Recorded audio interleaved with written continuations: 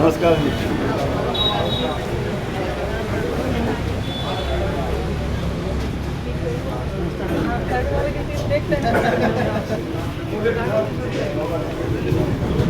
Indian national Lokdal के शीर्ष नेतृत्व ने ये आदेश दिए हैं कि डिस्ट्रिक्ट वाइज जाके और कार्यकारिणी के लिए हमें नाम लेने हैं।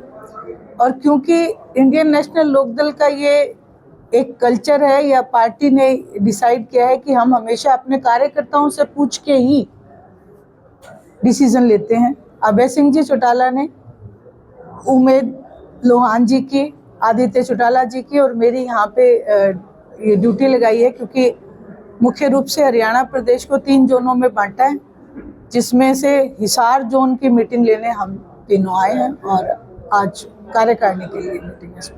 देखिए, पद की गरिमा का जरूर ध्यान रखना चाहिए।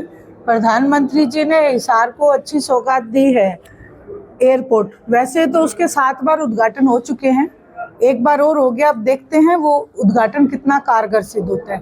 रही बात किसी स्पेसिफिक जाति विशेष के लिए बात करना, तो उनके लिए तो समूचा जो हिंदुस्तान है वो एक नज़र से होना चाहिए, सबको समानता का अधिकार मिलना चाहिए। इस तरीके की बात से मंशा पता चलती है पार्टी का जो मेन मोटिव क्या है।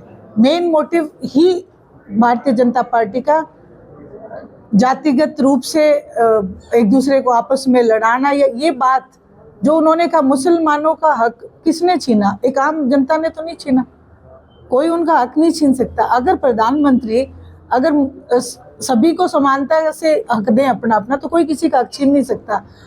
बल्कि उनको ये कहना चाहिए था कि HKRN में जो पहले तो गवर्नमेंट ने लगाए, हरियाणा गवर्नमेंट ने, फिर निकाल दिए, हक तो उनका मारा गया है, उनके लिए कौन सोचेगा? ऐसी मैं यही कहूँगी कि ये इनका फ्रेंडली मैच है, एक बार वो एक बार वो।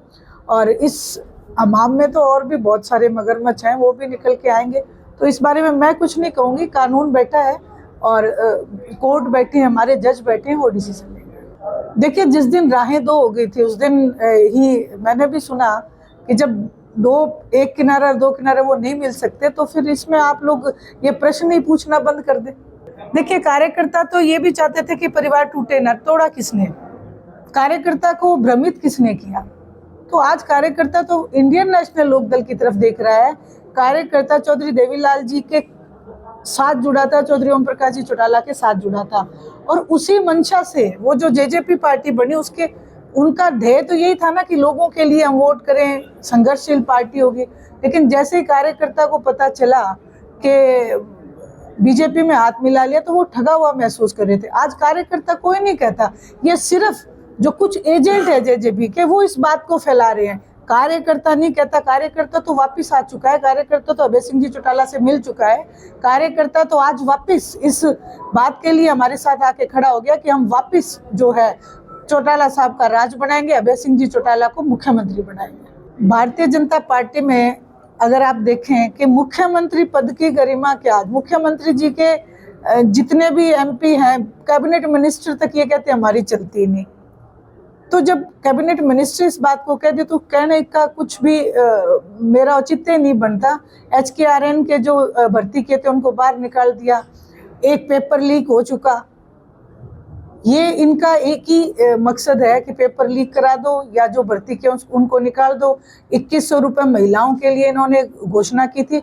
चुनाव के वक्त तो इतनी घोषणाएं हो जाती है, लेकिन इम्प्लीमेंट क्या होता है? मेरा तो सवाल हमेशा ये रहता है कि इम्प्लीमेंट तो नहीं करते, सिर्फ कागजों में ही बयान देते रहते हैं।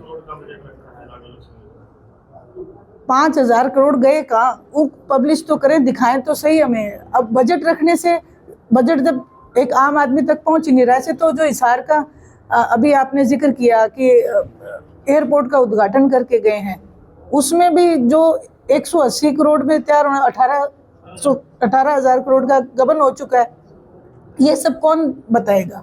तो मैं तो इस मामले में यही कहूँ कि आज के दिन जो भारतीय जनता पार्टी ने जो मुख्यमंत्री दिए हैं नायब सिंह सैनी जी, उनका कार्यकाल में मैं उनको बिल्कुल फेल मानती हूँ। ये बीजेपी नहीं दे रही विनेश फोगाट को। विनेश फोगाट का खुद का अधिकार है, वो एक खिलाड़ी है, वो उनका अधिकार है। बीजेपी नहीं दे रही है किसी को कुछ, ये तो उनका अधिकार है जो दे रहे हैं।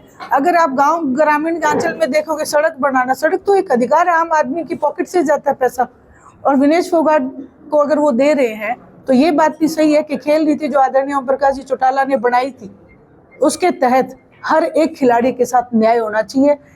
इस तरीके से उनको आपस में बांट लिए तो बीजेपी की पॉलिसी है कि एक को आप करके दूसरे को उनसे तोड़ने का काम करते हैं, यही इनकी पॉलिसी यही रही है। कृषि मंत्री श्याम सिंह राणा की बैठक में, ट्रस्ट की बैठक में एक जो शिकायतकर्ता वकील था उसको बदतमीज करके बाहर निकाल दिया गया। अवैध धन के मामले में मैंने सवाल किया, क्या कहेंगे इस तरीके की बैठकों के बारे में? देखिए मैंने वो देखा नहीं, और जैसे ही मैं देखूं मैं तो यही कहूंगी कि आवाज उठाने का अधिकार होना चाहिए। अगर आवाज सच्ची है तो उसके ऊपर काम भी होना चाहिए। ये एक नैतिक जिम्मेवारी बनती है। आप बीजेपी का ना रह के आप एक आम जनता के नुमाइंदे हैं, आम जनता के प्रति न्याय करना चाहिए।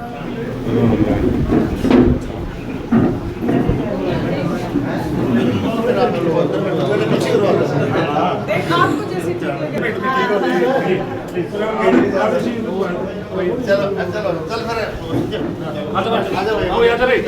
फिर ठीक है।